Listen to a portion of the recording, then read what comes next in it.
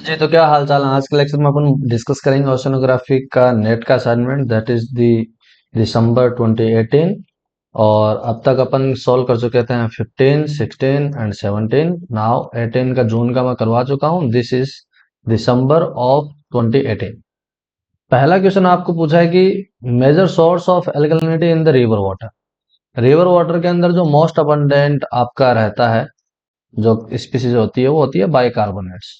और ये बाइकार्बोनेट्स मैं आपको पहले बता चुका हूँ कि कार्बोनेट्स की जो वेदरिंग होती है उस टाइम पे आपका ये बाइकार्बोनेट्स रिवर वाटर में एक्यूमुलेट होना चालू करता है। ठीक है, तो इसका सीधा सा एकदम सिंपल आंसर है weathering of the carbonate minerals, है ना। precipitation of carbonate minerals will remove the CO2, है ना। और क्या करेगा, एच प्लस आयंस को एनहांस करेगा, तो उसके वजह से एल्कलिनिटी डिक्रीज करेगी। वेदरिंग ऑफ सिलिकेट मिनरल जो है वो dissolution of the atmospheric CO2 आपका क्या करता है, कम करता है। वो देयरफॉर आपका क्या करता है, एल्कलिनिटी को डिक्रीज करता है। Dissolution of the atmospheric CO2 भी क्या करता है, H2O प्लस CO2 रिएक्ट करके कार्बोनिक एसिड बनाता है।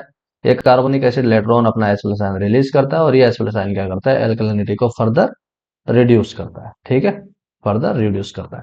तो यहाँ पे अपन देखेंगे वेदरिंग ऑफ कार्बोनेट मिनरल जो है वो आपको क्या प्रोवाइड करवाता है, सिंपल CO3 2 माइनस, और अल्टीमेटली वो H प्लस आयंस के साथ रिएक्ट करता है, बाइकार्बोनेट्स बनाता है, जिसकी वजह से एल्कलिनिटी इंक्रीज होती है। ठीक है, तो इस चीज का आप ध्यान रखेंगे। क्वेश्चन नंबर 2 देखिए। क्वेश्चन नंबर 2 में आपसे पूछा है कि which one of the following is correct. आपको सही स्टेटमेंट ढूंढना है भाई। In the tropical Pacific, tropical Pacific का मतलब क्या हो गया, 0 डिग्री से 23.5 डिग्री नॉर्थ एंड साउथ देखना आपको। तो इंटरट्रॉपिकल कन्वर्जेंस जोन जो होता है ITCZ, ITCZ आपको पता होगा 0 डिग्री लेटीट्यूड पे north easterlies and south easterlies, ये आपके जब कन्वर्स करती हैं तो बहुत ज्यादा क्लाउड फॉर्मेशन बनाती है। क्लाउड्स का फॉर्मेशन करते हैं, अल्टीमेटली क्लाउड जो है कंडेंसेट होते हैं, है ना। कंडेंसेट होकर के वहां पे आपका रेन ड्रॉप्स बनती हैं, और वो अल्टीमेटली परसिपिटेट हो जाता है। इसलिए तुम देखोगे कि डोलड्रम्स के जो लेटीट्यूड्स है, यहाँ पे आपको ओवर द ईयर आपको कंटिन्यूस परसिपिटेशन मिलता है इन फॉर्म ऑफ रेनफॉल, है ना। तो ये चीज आप थोड़ा सा ख्याल रखेंगे कि आपका जो इंटरट्रॉपिकल कन्वर्जेंस बनता है वो किसकी वजह से बनता है, ट्रेड विंड्स की वजह से। नदर्न हेमिस्फीयर के ट्रेड विंड्स और सदर्न हेमिस्फीयर के ट्रेड विंड्स, इन दोनों की वजह से। अच्छा, समर में ये जो ITCZ है, समर में जो ITCZ है, ये आपका नॉर्थ वार्ड शिफ्ट हो जाता है, अप टू 25 डिग्री लेटीट्यूड तक जाता है नॉर्थ के, अप टू 25। क्योंकि इसमें कॉन्टिनेंट्स ज्यादा हैं, कॉन्टिनेंट्स ज्यादा होने की वजह से, कॉन्टिनेंट ज्यादा होने से क्या होगा, कॉन्टिनेंट्स की स्पेसिफिक हीट बहुत कम होती है। और वो स्पेसिफिक हीट कम होने की वजह से क्या होता है, वो तपते ज्यादा हैं, तपते हैं तो आपका जो ट्रॉपिकल कन्वर्जेंस जो है वो थोड़ा सा ट्रॉपिक्स की तरफ शिफ्ट हो जाता है। ठीक है, तो दोनों ही हेमिस्फीयर में जो आपका ITCZ बनाता है वो कौन बनाता है, ट्रेड विंड्स बनाते हैं। तो आपका जो नदर्न हेमिस्फीयर की ट्रेड विंड्स होती हैं उसको अपन नॉर्थ ईस्टर्लीज बोलते हैं, और सदर्न हेमिस्फीयर के वाले को अपन साउथ ईस्टर्लीज बोलते हैं। ठीक है, और ये आपका 0 डिग्री लेटीट्यूड है, तो ट्रेड विंड्स आपके नदर्न हेमिस्फीयर में इस तरह से आ रही होती हैं, और सदर्न हेमिस्फीयर में आपका इस तरह से आ रही होती है। डायरेक्शन कैसे डिसाइड करते हैं अपन, जैसे ये 0 डिग्री लेटीट्यूड है, ये आपका 30 डिग्री लेटीट्यूड है, ये आपका 30 डिग्री लेटीट्यूड है। तो आपको पता है कि 30 डिग्री लेटीट्यूड हाई प्रेशर के साथ में एसोसिएट होता है, ये रिलेटिवली 0 डिग्री वो लो प्रेशर के साथ में एसोसिएट होता है। तो विंड जो है आपकी क्या हो रही है, हाई प्रेशर से लो प्रेशर की तरफ जाएंगे दोनों ही हेमिस्फीयर में। क्योंकि कोरियोलिस फोर्स जो नदर्न हेमिस्फीयर में मूविंग ऑब्जेक्ट्स को क्या करता है, राइट डायरेक्शन में मूव करवाता है, इसलिए आपकी ट्रेड विंड्स की डायरेक्शन ये है, नॉर्थ ईस्ट से साउथ वेस्ट। और सदर्न हेमिस्फीयर में ट्रेड विंड्स को क्या करता है, आपका लेफ्ट की तरफ मूव करेगा, तो लेफ्ट की तरफ जाएगा, तो ये आपकी डायरेक्शन हो जाएगी south east to north west. ठीक है, तो ये छोटी सी चीज का आप ध्यान रखेंगे। तो आप देखोगे कि इसका सही आंसर क्या होना चाहिए भाई, सब ट्रॉपिकल वेस्टर्लीज तो गलत हो गया। फिर आपका ट्रॉपिकल वेस्टर्लीज एंड सब ट्रॉपिकल ईस्टर्लीज, ये भी गलत हो गया। Tropical easterlies of both the hemisphere, यहाँ पे ये सही आंसर हो गया। ठीक है, तो ITCZ बनता ही आपका क्या है, ट्रेड विंड्स के कन्वर्जेंस की वजह से। ठीक है, तो इसको थोड़ा सा ख्याल में रखें। नेक्स्ट क्वेश्चन देखें। Oceans in the sub tropical region, सब ट्रॉपिकल रीजन मतलब जनरली अपन किसकी बात करें, 20 to 30 degree north and south latitudes की बात करते हैं। तो वहां पे आपको पता है कि सैलिनिटी मैक्सिमम होती है ना। अक्रॉस द लेटीट्यूड्स अगर अपन देखें तो सैलिनिटी मैक्सिमम कहाँ पे होता है, 20 to 30 डिग्री लेटीट्यूड्स के बीच में रहती है। और उसका मैंने कारण बताया था कि evaporation exceeds the precipitation and evaporation by the cool and dry air mass. Dry air mass, ये आपको मैं शायद पहले भी बता चुका हूँ, है ना। अब देखिए क्वेश्चन रिपीट हो रहे हैं, अभी तक अपन ने जो भी क्वेश्चन किए हैं तीनों क्वेश्चन रिपीटेड है, ठीक है, प्रीवियस ईयर के क्वेश्चन पेपर में से। तो तुम देखोगे हाई इवेपोरेशन होता है लेकिन हाई प्रेसिपिटेशन नहीं होता है, हाई इवेपोरेशन होता है, लो प्रेसिपिटेशन होता है, उसकी वजह से आपका क्या होता है, सब ट्रॉपिकल रीजन में बहुत ज्यादा सैलिनिटी बढ़ जाती है, और इस सैलिनिटी को अपन कैरेक्टराइज किससे मानते हैं, high evaporation and low precipitation, ठीक है। तो इस चीज का आप ध्यान रखेंगे, और इसी वजह से इन्हीं लेटीट्यूड्स में तुम देखोगे अक्रॉस द ग्लोब तुमको मेजर डेजर्ट्स मिलते हैं, है ना। चलिए नेक्स्ट क्वेश्चन देखिए। अरेबियन सी जो है उसके अंदर प्रेशर ग्रेडियंट फोर्स जो है वो साउथ टू नॉर्थ है, ठीक है, there for the geostrophic flow. देखो प्रेशर ग्रेडियंट साउथ से, ये अगर अपना इंडियन सब कॉन्टिनेंट का पेनिनसुलर रीजन माने, और ये अपना अरेबियन सी माने यहाँ पे, और ये बोल रहा है कि प्रेशर ग्रेडियंट जो है वो आपका साउथ से नॉर्थ की तरफ है ना, मतलब आपका यहाँ पे हाई प्रेशर बता रहा है और यहाँ कहीं पे लो प्रेशर बता रहा है। तो आपकी जो विंड चलेंगी वो आपकी क्या करेंगी, साउथ से नॉर्थ की तरफ जाएंगी। साउथ से नॉर्थ की तरफ जाएंगे तो अपने को पता है कि भाई ये नदर्न हेमिस्फीयर की बात कर रहे हैं, नदर्न हेमिस्फीयर में आपका क्या होगा, ऑब्जर्वर इस तरह से होगा, ये इसका राइट होगा, इसका लेफ्ट होगा। इसकी वजह से जो एकमान ट्रांसपोर्ट होगा वो किधर होगा, राइट साइड की तरफ, राइट साइड की तरफ एकमान ट्रांसपोर्ट होगा। और इस एकमान ट्रांसपोर्ट की वजह से क्या होगा, आपके जो भी करंट्स बनेंगी वो आपके किस तरफ जाएंगे, ईस्टवर्ड।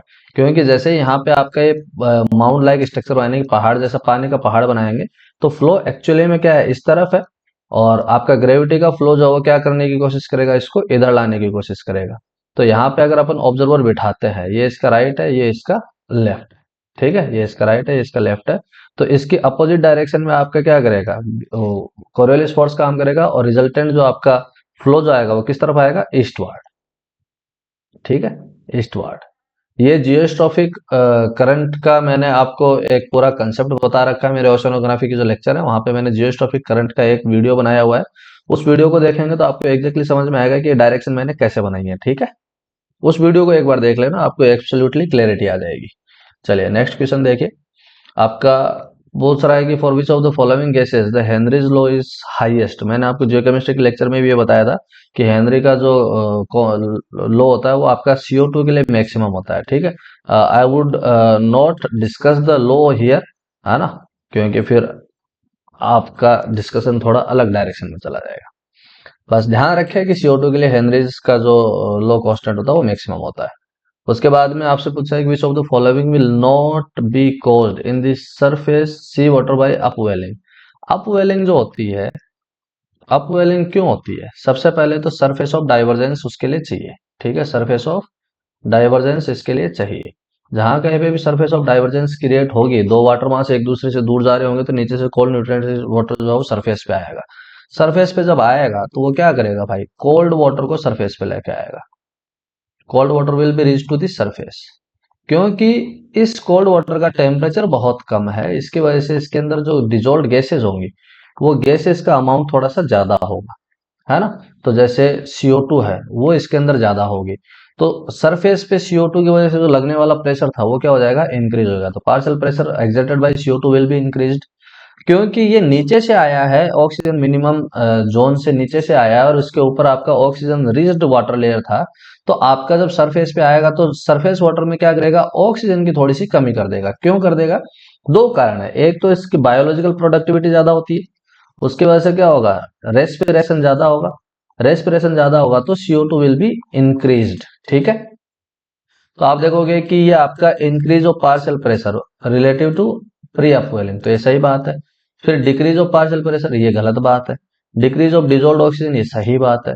इंक्रीज ऑफ प्रोडक्टिविटी, ये बिल्कुल सही बात है, ठीक है। इंक्रीज ऑफ प्रोडक्टिविटी क्यों करता है, क्योंकि प्रोडक्टिविटी के लिए कार्बन, नाइट्रोजन और फास्फोरस का एक रेशियो होता है 1:16:16 और 1।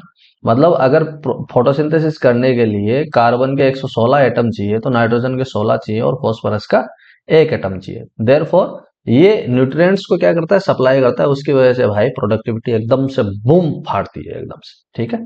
चलिए नेक्स्ट क्वेश्चन देखिए। यहाँ पे आप देखोगे कि which among the following has the least residence time. ये मैं आपको पहले भी बता चुका हूँ, थोरियम का जो है ये रेजिडेंस टाइम सबसे कम होता है, और ये मोस्ट नॉन कंजर्वेटिव भी है, ठीक है, मोस्ट नॉन कंजर्वेटिव। और ये क्वेश्चन जो है वो बार बार आ रहा है ना।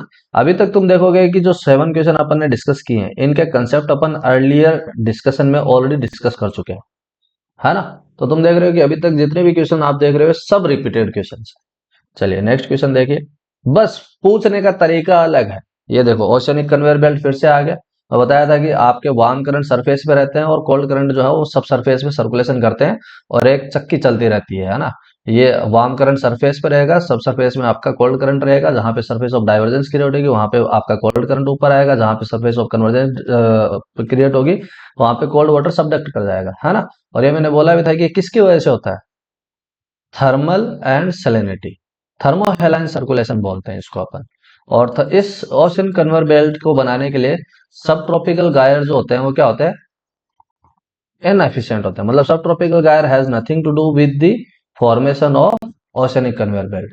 तो आप देखोगे कि विंड ड्रिवन ओशनिक सर्कुलेशन है, नहीं है। डेंसिटी ड्रिवन ओशनिक सर्कुलेशन है, नहीं है। ये थर्मोहेलाइन सर्कुलेशन है। फिर अर्थ का रोटेशन क्या ये बनाता है, नहीं बनाता है। फ्रिक्शन ड्रिवन ओशन सर्कुलेशन है, नहीं है। अब आप बोलोगे कि चारों ऑप्शन जब तूने हटा दिए तो फिर सही तो चुनना पड़ेगा ना भाई। तो इस तरह के क्वेश्चंस में अपने को क्या करना होता है, मोस्ट सुटेबल आंसर ढूंढना होता है ना। मोस्ट सुटेबल, क्योंकि थर्मोहेलाइन सर्कुलेशन की बात करते हैं तो टेम्परेचर और सैलिनिटी दोनों ही क्या करते हैं, वाटर मास की डेंसिटी डिसाइड करते हैं, है ना। तो जब थर्मोहेलाइन सर्कुलेशन नहीं दे रखा तब अपन किसको चूज करेंगे, डेंसिटी ड्रिवन को। ठीक है, तो इस चीज का आप ध्यान रखेंगे कि अगर ये क्वेश्चन दोबारा रिपीट भी होता है, अगर थर्मोहेलाइन सर्कुलेशन नहीं दे रखा है आपको ऑप्शन में, तब आप डेंसिटी को देखेंगे। ठीक है, चलिए नेक्स्ट क्वेश्चन को देखिए। आपको नेक्स्ट क्वेश्चन में बोल रहा है कि अंटार्कटिक इंटरमीडिएट वाटर मासेस। यहाँ पे आपको वो जो वाटर मास वाला मैंने डायग्राम बताया था, ये टेम्परेचर लेते हैं, ये सैलिनिटी लेते हैं, तो आपकी आइसोपिकनल लाइन आती है। आइसोपिकनल लाइन क्या होती है, line connecting the points of equal density. तो यहाँ पे इस डेंसिटी के हिसाब से अपन ने बहुत सारे वाटर मास डिफाइन करे थे, Antarctic bottom water, north Atlantic deep water, Antarctic intermediate water, Mediterranean intermediate water. इस तरह से अपन मेडिटेरियन शायद नीचे आता है ना। तो अपन ने बोला था कि अंटार्कटिक वाटर जो जितने भी हैं ये क्या है, कूल है। और दूसरा सैलिनिटी इनकी क्या है, एवरेज सैलिनिटी रहती है। मतलब सैलिनिटी इनकी बहुत ज्यादा नहीं है, लेस सैलाइन होते हैं कंपेरेटिवली। ठीक है, 32, 33, 34 पार्ट्स पर थाउजेंड सैलिनिटी मिलती है। तो अपन बोलते हैं कि ये जो अंटार्कटिक इंटरमीडिएट वाटर रहेगा ये क्या ऐसा रहेगा, कोल्ड रहेगा और लेस सैलाइन रहेगा। ठीक है, ये ध्यान में रखेंगे। आप देखेंगे वार्म एंड हाईली सैलाइन, इसका कौन एग्जाम्पल है, रेड सी। रेड सी इंटरमीडिएट वाटर, RSIW। ये आपका क्या है, लगभग 40 पीपीटी रहता है सैलिनिटी और 25 डिग्री सेल्सियस टेम्परेचर के आसपास टेम्परेचर रहता है। तो आपका जो RSIW है ये क्या है, warm and highly saline. Cold and highly saline के लिए आप बोलोगे नॉर्थ अटलांटिक डीप वाटर की तरफ चला जाएगा। वार्म एंड लेस सैलाइन के लिए अगर तुम देखते हो तो आपका जो मेडिटेरियन वाटर है उसको तुम इसमें कैटेगराइज कर सकते हो। ठीक है, तो ये थोड़ा सा पॉइंट्स को ध्यान में रखो। ये मैंने एक टेबल आपको डिस्कस करी थी जब मैं डीप वाटर मासेस पढ़ा रहा था, उसमें मैंने एक टेबल बताई थी जिसमें अलग अलग वाटर मासेस की सैलिनिटी और उसका टेम्परेचर दिया हुआ था, याद है वो टेबल। उस टेबल से रेफरेंस लेना है। ठीक है, चलिए नेक्स्ट क्वेश्चन देखिए। In ocean remote sensing infrared sensor gives, infrared sensor जो है वो आपका जनरली टेम्परेचर के लिए यूज किया जाता है। ठीक है, टेम्परेचर के लिए। और सरफेस सी सरफेस टेम्परेचर को अपन शॉर्ट में क्या बोलते हैं, सी सरफेस टेम्परेचर को अपन शॉर्ट में क्या बोलते हैं, SST। और मैंने आपको SST में दो पार्ट बताए थे, एक था स्किन टेम्परेचर और एक था आपका बल्क SST। याद है तुमको। तो ये स्किन टेम्परेचर जो था वो टॉप लेयर का था और बल्क सी सरफेस टेम्परेचर जो है वो ओवरऑल लेयर का अपन बताते हैं। ठीक है, तो सी सरफेस टेम्परेचर को डिटरमाइन करने के लिए अपन जनरली क्या काम में लेते हैं, इंफ्रारेड, है ना। और सी सरफेस सैलिनिटी के लिए अपन क्या करते हैं, अलग से मीटर यूज करते हैं। क्लोरोफिल पिगमेंट कंसंट्रेशन के लिए भी अपन क्या करते हैं, काम में तो लेते हैं रिमोट सेंसिंग को डेफिनेटली काम में लेते हैं, है ना। लेकिन उसके लिए सेंसर अलग रहता है, उसको भी आप थोड़ा सा देख लें। शॉर्ट वेव इंफ्रारेड शायद रहता है, उसको एक बार चेक कर लेना। ठीक है, मैं बहुत श्योर नहीं हूँ but I think short wave infrared को अपन काम में लेते हैं क्लोरोफिल पिगमेंट कंसंट्रेशन को जानने के लिए। फिर भी आप एक बार अपनी एंड से इसको कंफर्म कर लेना। ठीक है, चलिए क्वेश्चन नंबर 11 देखिए।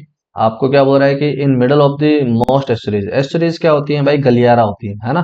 जब सी लेवल राइज करता है तो सी लेवल सी वाटर क्या करता है, लैंड की तरफ एनक्रोच करता है थ्रू दीज एस्टरीज। और ये लैंड का जो पार्ट होता है उसको अपन हेड बोलते हैं और जो ओशंस की तरफ जो पार्ट होता है उसको अपन माउथ बोलते हैं। और तुम देखोगे कि आपका जो एस्टरीज में फ्रेश वाटर जब एंटर करता है तो यहाँ पे क्या, जब मिक्सिंग नहीं हो रखी होती है तो यहाँ वाला जो पॉइंट होता है, इधर से इधर जाओगे तो सैलिनिटी में बहुत चेंज आएगा, इधर से इधर जाओगे तो सैलिनिटी में बहुत वेरिएशन आता है। तो यहाँ पे जो स्पीसीज रहती है वो कैसी होती है, यूरी हेलाइन स्पीसीज होती है, जो लार्ज वेरिएशन इन सैलिनिटी को टॉलरेट कर जाए, ठीक है। एक मीसोहेलाइन होता है, स्टेनोहेलाइन, स्टेनोहेलाइन बिल्कुल भी टॉलरेट नहीं कर पाती है भाई, ठीक है। इसमें सैलिनिटी में अगर चेंज करते हैं तो स्टेनोहेलाइन विल नॉट टॉलरेट दिस।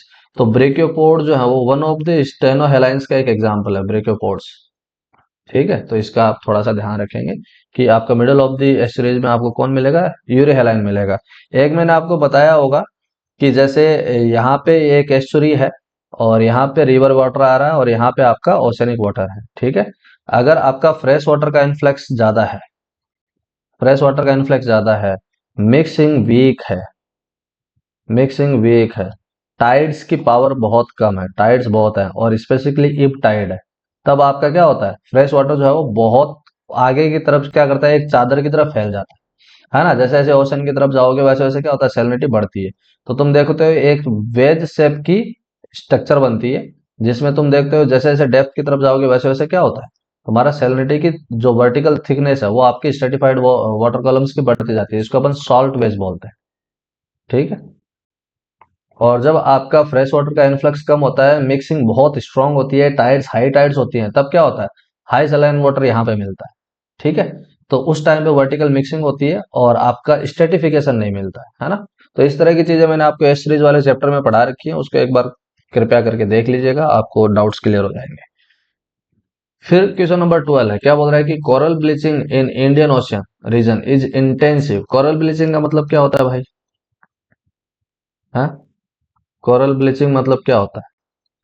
तुम जैसे कभी कभी देखते होंगे कि ब्लीच अपन करवाते हैं, हेयर अगर ब्लीच करवाते हैं तो हेयर का कलर चेंज कर देते हैं ना अपन। तो कोरल्स जो है इन जनरल क्या होते हैं, दो तरह के होते हैं, हर्माटिपिक एंड ए हर्माटिपिक। हर्माटिपिक कोरल जो होते हैं वो कॉलोनी बना के रहते हैं, और कॉलोनी जब बना के रहते हैं तो इनको क्या चाहिए होता है, खाना चाहिए होता है। तो खाना बनाने के लिए क्या करते हैं, जूजेंथल एल्गी होती है, जूजेंथल एल्गी के साथ में ये क्या करते हैं, सिम्बायोटिक रिलेशनशिप बनाते हैं, ठीक है। और एक एग्रीमेंट करते हैं म्यूचुअली कि भाई वो अलगी जो है वो आपका कोरल्स को खाना बना के देगी और जो कोरल्स हैं वो अलगी को शेल्टर प्रोवाइड करवाएगा। तो ये जूजेंथल एल्गी जो है वो टेम्परेचर सेंसिटिव है, ये जो सिम्बायोटिक रिलेशनशिप जो है ये आपका क्या है, टेम्परेचर सेंसिटिव है, ठीक है।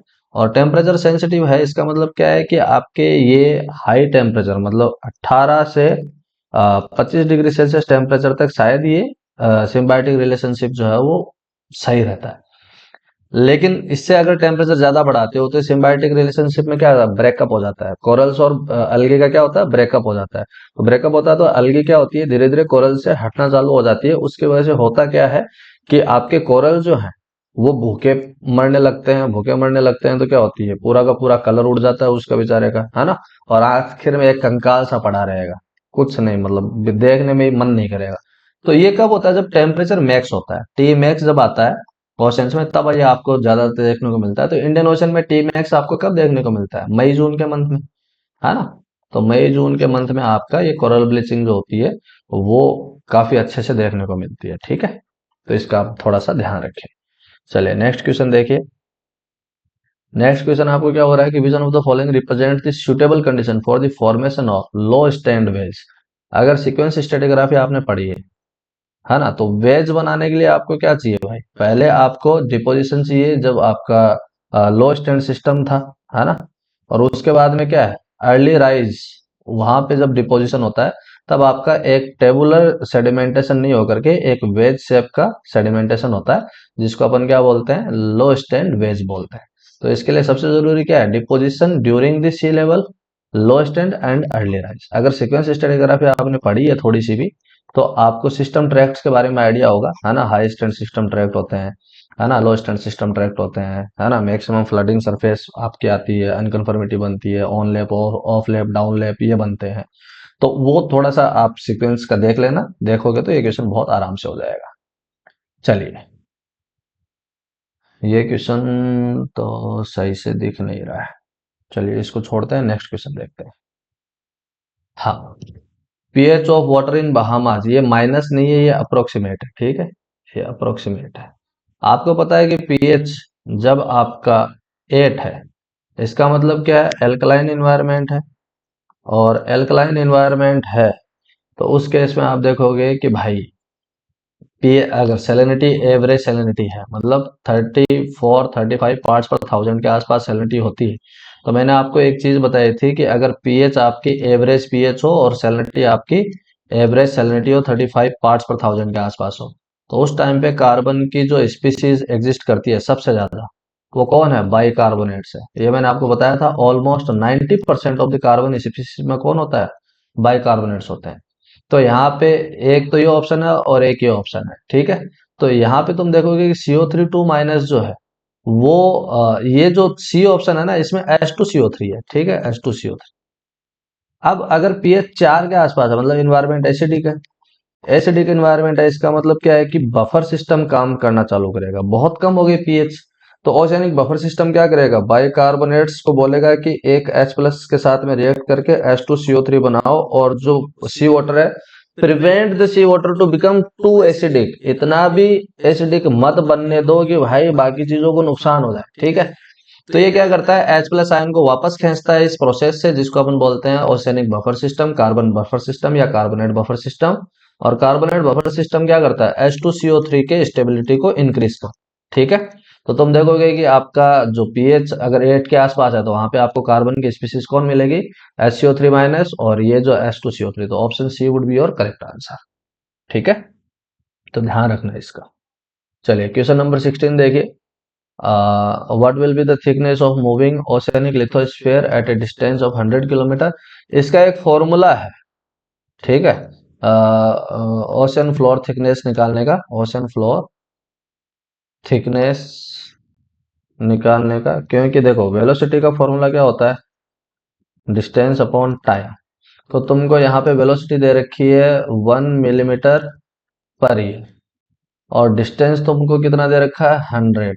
तो तुम टाइम तो निकाल सकते हो गिवन डेटा से, लेकिन थिकनेस निकालने के लिए शायद एक फॉर्मूला होता है, जो फॉर्मूला मुझे याद नहीं आ रहा, ठीक है, याद नहीं आ रहा, ठीक है। तो अगर आपको इसका कोई फॉर्मूला पता हो तो कमेंट बॉक्स में जरूर बताएं, और उसके हिसाब से अपन इसको सोल्व कर देंगे, ठीक है। अब तुम देख रहे हो ना, सबसे पहला जो पेपर अपन ने डिस्कस किया था उसमें टाइम ज्यादा लगा था, उसके बाद में जो दूसरा डिस्कस किया था उसमें रिलेटिवली कम कम टाइम लगा, फिर तीसरा डिस्कस किया उसमें रिलेटिवली और कम टाइम लगा। तो तुम देखो जैसे जैसे तुम पेपर सोल्व करते जाओ ना, तुम्हारे मैक्सिमम कंसेप्ट रिपीट होते जा रहे हैं। आज अभी अपन ने 16 क्वेश्चन डिस्कस किए, 16 में से 10-12 क्वेश्चन का कंसेप्ट ऑलरेडी डिस्कस किया रखा है अपन ने, है ना। तो ये देखो, ये तो जियो फिजिक्स का क्वेश्चन है, इसको जियो फिजिक्स में निपटाएंगे। ये देखो क्या बोल रहा है कि which combination of the following condition apply to the Indian positive Indian Ocean dipole? Positive Indian Ocean dipole में तुमको पता है कि भाई ये वार्मर होगा देन यूजुअल, ये कूलर होगा देन यूजुअल, है ना। और अपने को पता है कि भाई देख लो क्या बोल रहा है, colder than normal sea surface temperature in the western tropical Indian ocean, ये तो गलत है ना। These events are seen from May to October, ये बिल्कुल सही बात है। Shoaling of thermocline in the eastern equatorial Indian ocean, ठीक है, क्योंकि कूलर होगा तो क्या होगा, नियर द सरफेस टेम्परेचर आपका क्या होगा? ठंडा होगा ऑलरेडी। तो जो आपकी थर्मोक्लाइन होगी वो धीरे से क्या होगी? ऊपर उठ जाएगी। तुम देखते हो पेरू कोस्ट और ये ऑस्ट्रेलिया वाला, यहाँ पे तुम ला निना के ईयर के टाइम पे देखोगे तो थर्मोक्लाइन यहाँ पे एकदम सरफेस के नजदीक होती है और यहाँ पे डेप्थ पे होती है ना। तो जब आपकी कूल सरफेस होती है, कूल सरफेस होती है, वहां पे थर्मोक्लाइन क्या हो जाती है भाई? थर्मोक्लाइन क्या हो जाती है? सेलो। और मैंने प्रीवियस लेक्चर में बताया था कि सेलो अप होने की प्रोसेस को अपन क्या बोलते हैं? सोलिंग, ठीक है। तो इसको आप ध्यान रखेंगे। तो सोलिंग ऑफ थर्मोक्लाइन तो होगा, लेकिन स्टेटमेंट 1 सही नहीं है, तो इसलिए स्टेटमेंट आपका सही कौन सा आ गया? 2 और 3, ठीक है। तो इसका आप थोड़ा सा ख्याल रखें। बाकी स्टेटमेंट अगर तुमने स्टेटमेंट 1 भी इसमें ढूंढ लिया था सही, तो देखो स्टेटमेंट 1 तो गलत है ना, कि colder than normal sea surface temperature in the eastern, यहाँ पे ईस्टर्न होता, वेस्टर्न की जगह अगर ईस्टर्न होता तो ये क्या होता भाई? सही हो जाता, है ना, ये सही हो जाता। तो तब तुम्हारे क्या होते हैं? 1 2 3 तीनों ही सही हो जाते। लेकिन यहाँ पे वेस्टर्न की जगह क्या, ईस्टर्न की जगह क्या लिखा है इन्होंने? ईस्टर्न लिखा हुआ है ना, इसलिए तुम देखोगे कि आपका स्टेटमेंट 4 जो है या ऑप्शन डी जो है वही आपका सही आंसर हो जाएगा। चलिए नेक्स्ट क्वेश्चन देखिए भाई। यहाँ पे तुम देखोगे कि आपको बोल रहा है कि how many water masses can be traced in the following. तो आप याद करो भाई, है ना, एक वाटर मास को डिफाइन करने के लिए क्या चाहिए? Salinity and temperature. यहाँ पे सैलिनिटी दे रखी है, यहाँ पे टेम्परेचर दे रखा है। तो एक वाटर मास जो होगा वो लिम्ब जितनी होंगे ना उतने आपके वाटर मास होंगे। एक लिम्ब ये रही, दूसरी लिम्ब ये रही और तीसरी लिम्ब ये रही। अगर ये कर्व ऐसा होता तब कितने वाटर मास हो जाते? एक, दो, तीन, चार, पांच। ठीक है, तो तुमको क्या करना है, लिम्स काउंट करनी है। तो यहाँ पे तुमको ये कर्व इस तरह से दिया हुआ है। तो आप देखोगे कि भाई एक लिम्ब मेरी ये हो गई, दूसरी ये और तीसरी ये। ठीक है, तो आपके वाटर मास टोटल कितने हो जाएंगे? 3। चलो, लिम्ब काउंट करनी है। अगर इस तरह का क्वेश्चन भी आ जाता है तो तुमको सबसे पहले क्या करना है, लिम्ब को काउंट करना है। चलिए नेक्स्ट क्वेश्चन देखिए। ये बोल रहा है कि अगर तुम प्लान करते हो, क्या प्लान करते हो, drift in a raft across the North Atlantic, language देख रहे हो, drift in a raft from Europe to US by making use of oceanic currents, what would be your route? तुमको ये लग नहीं रहा क्या कि अभी डंकी मूवी आई है ना, नहीं नहीं, डंकी मूवी में क्या होता है, डंकर्स रूट बनाते हैं, है ना, डंकर्स रूट, इलीगल माइग्रेशन जो होता है ना, इमिग्रेशन जो भी होता है। तो तुमको लग नहीं रहा है कि तुमको ऐसा से एक रूट बनाने के लिए बोल रहा है कि अगर तुम प्लान करते, क्या करने का, ड्रिफ्ट, कहां पे, इन ए रिफ्ट, तो तुम क्या रूट फॉलो करते? अगर ओशन करंट्स को अगर तुम हेल्प में लेते तो तुमको जाना है कहाँ है, यूरोप से यूएस जाना है। तो तुम मैप में अगर लोकेशन देखोगे तो यहाँ कहीं यूरोप है, यहाँ कहीं फिर आपका अफ्रीका वाला है, यहाँ पे आपका नॉर्थ अमेरिका। तो आप बात किस में कर रहे हो, नदर्न हेमिस्फीयर में बात कर रहे हो।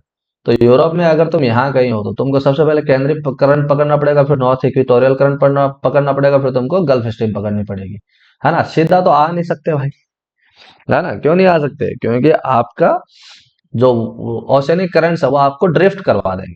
सीधा आओगे तो ओशनिक करंट आपको किधर ले जाएगा, ऊपर की तरफ, इधर की तरफ चले थे ऊपर की तरफ ले जाएगा। ठीक है, तो बोले कि यहाँ जाना तो यहाँ था, पहुंच यहाँ गए। ठीक है, तब तुमको क्या करना पड़ेगा, ओशनिक करंट्स का प्रॉपर पूरा यूटिलाइजेशन करना पड़ेगा। पहले केंद्रीय करंट पकड़ो, फिर तुम नॉर्थ इक्वेटोरियल करंट पकड़ो, फिर तुम गल्फ स्ट्रीम पकड़ो और पहुंच जाओगे यूएस। क्या तकलीफ है भाई। ठीक है, चलिए तो नेक्स्ट क्वेश्चन देखिए। तो इसमें क्या हो जाएगा, सबसे पहले तुम क्या करोगे, north west ward with north Atlantic, नहीं नहीं नहीं नहीं, नॉर्थ अटलांटिक ड्रिफ्ट पकड़ोगे तो ऊपर चले जाओगे तुम। ठीक है, तो तुमको सबसे पहले क्या करना पड़ेगा, केंद्रीय करंट से साउथ वार्ड जाना पड़ेगा, फिर वेस्ट वार्ड जाना पड़ेगा नॉर्थ इक्वेटोरियल करंट से, फिर तुमको वापस साउथ वार्ड जाना पड़ेगा with help of Gulf Stream. ठीक है, तो just follow the straight path Europe to US, कर सकते हो, तुम करके दिखाओ।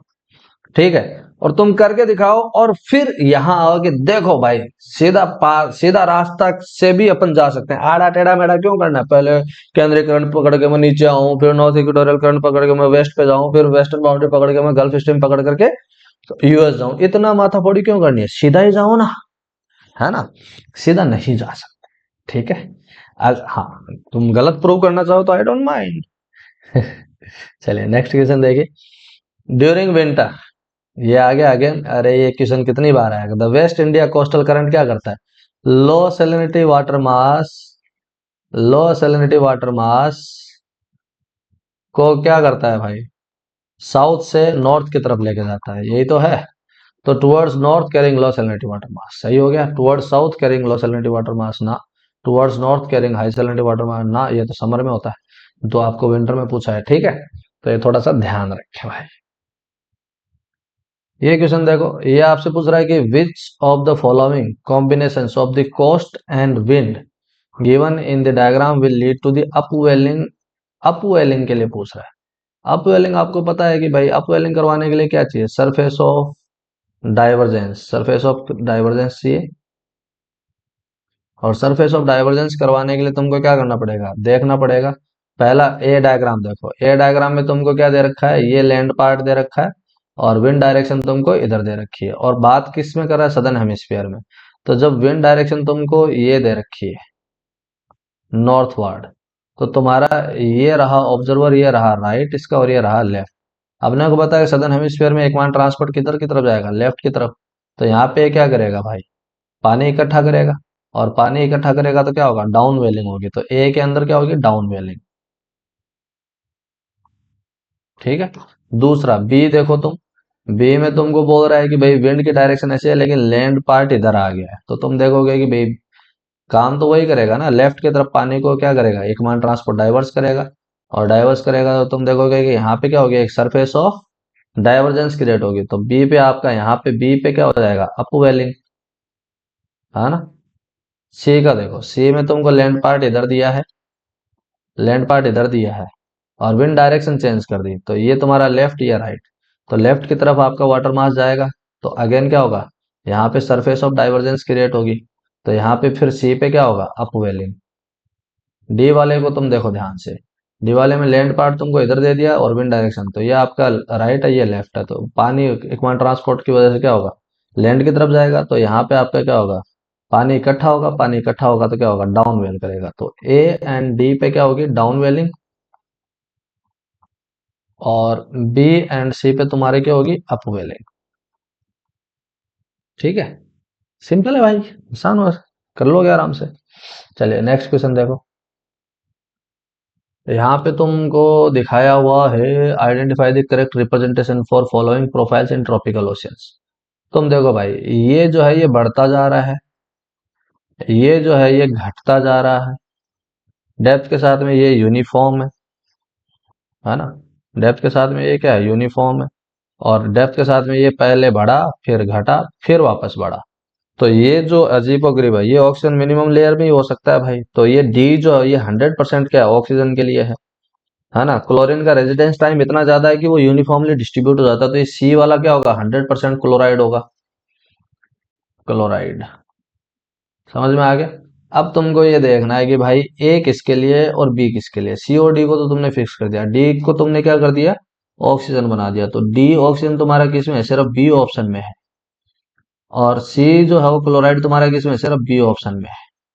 ठीक है, और ए जो है वो थोरियम, थोरियम आपके क्या होता है, घटता जाता है, और बी जो है वो क्या होता है, बढ़ता जाता है, नाइट्रेट जो है वो बढ़ता जाता है, क्योंकि ऑक्सीजन मिनिमम लेयर जो होगी वहां पे न्यूट्रिएंट बहुत ज्यादा होंगे, है ना। तो तुम देखोगे कि ऑक्सीजन का और नाइट्रोजन नाइट्रेट का अगर अपन देखें, तो ऑक्सीजन जो है वो आपका इस तरह से जाता है, और न्यूट्रिशन आपका बढ़ता ही जाता है डेप्थ के हिसाब से। ठीक है, डेप्थ के हिसाब से बढ़ता जाता है, तो तुम देखोगे कि जहां पे ऑक्सीजन मिनिमम है वहां पे नाइट्रेट क्या है, मैक्सिमम। ठीक है, तो सिंपल फंडा है भाई, ध्यान में रखना है इसको। चलिए नेक्स्ट क्वेश्चन देखिए, आपको पूछा है कि सल्फेट और क्लोरिनिटी का रेशियो। एस्चुरीज में, एस्चुरीज रिलेटिवली क्या होते हैं, ऑक्सीडाइजिंग होती हैं, है ना, ऑक्सीडाइजिंग होगी, तो सल्फेट आपका क्या रहेगा, डिजोल्व फॉर्म में रहेगा, तो सल्फेट अपॉन क्लोराइड का रेशियो लेंगे, तो ये रेशियो क्या होगा, थोड़ा सा ज्यादा होगा, क्योंकि सल्फेट उसमें ज्यादा होगा। अनऑक्सिक बेसिन में क्या होगा, सल्फेट जो आपका रिड्यूस होकर के सल्फाइड बनाएगा, तो ये जो रेशियो होगा, ये क्या होगा, रेशियो घट जाएगा। तो तुम देखोगे कि एस सीरीज के अंदर ये रेशियो ज्यादा होगा, जबकि अनॉक्सिक एनवायरमेंट्स में ये रेशियो घट जाए। ठीक है, तो higher in S series and lower in anoxic basis, ये क्वेश्चन मैंने आपको पहले भी करवाया है। तुमको याद होगा, सल्फर 2- से सल्फर +6 में गए थे, तो अपन ने बोला था कि ऑक्सीडाइजिंग एनवायरमेंट में जितना ऑक्सीडेशन होगा, ऑक्सीडेशन जितना ज्यादा होगा, आपका सल्फर सल्फेट जो उतना ही क्या होगा, स्टेबल इंक्रीज करेगा। ठीक है, इसलिए तुम देखोगे क्लोराइड, सोडियम, फिर सल्फेट आता है, और मैग्नीशियम, मैग्नीशियम भी तुम्हारा क्या होता है, बढ़ता है। ठीक है, ध्यान रखना इसको। तो तुम देखोगे कि सल्फेट की कंसंट्रेशन जो है वो ज्यादा होती है, क्योंकि आपका जो अपर वाटर लेयर होता है उसमें सल्फेट क्या होते हैं, रिलेटिवली ऑक्सीडाइज्ड फॉर्म में स्टेबल रहते हैं। ठीक है, तो ये चीज ध्यान रखना, ये क्वेश्चन भी आ चुका है, रिपीट हो गया, पूछने का बस तरीका चेंज किया है इन्होंने। ठीक है, चलिए नेक्स्ट क्वेश्चन को देखिए भाई, आपको बोल रहा है कि water of the oxygen minimum zone has dissolve oxygen 85 by assuming. ऐसा क्वेश्चन तो अपन ने किया ही नहीं है भाई, वेंटिलेशन कितना है ये वो, है ना। करवाने को मैं करवा तो दूंगा, लेकिन ये क्वेश्चन मुझे दिख नहीं रहा, तुमको भी नहीं दिख रहा ना।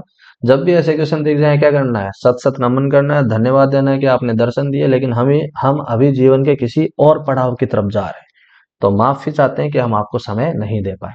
ठीक है, तो गायब कर दो इसको। चलो नेक्स्ट क्वेश्चन देखो भाई, ये भी लगभग वैसा सही है ना, तो इसको भी क्या करो, माफ कर दो। तुम क्या यूनिट से कर सकते हैं इसको, पार्ट्स पर मोल बाय वॉल्यूम, कैलकुलेटेड इंक्रीज, नहीं नमस्ते कर दो इसको। ठीक है, तुरंत नमस्ते कर दो। चलो,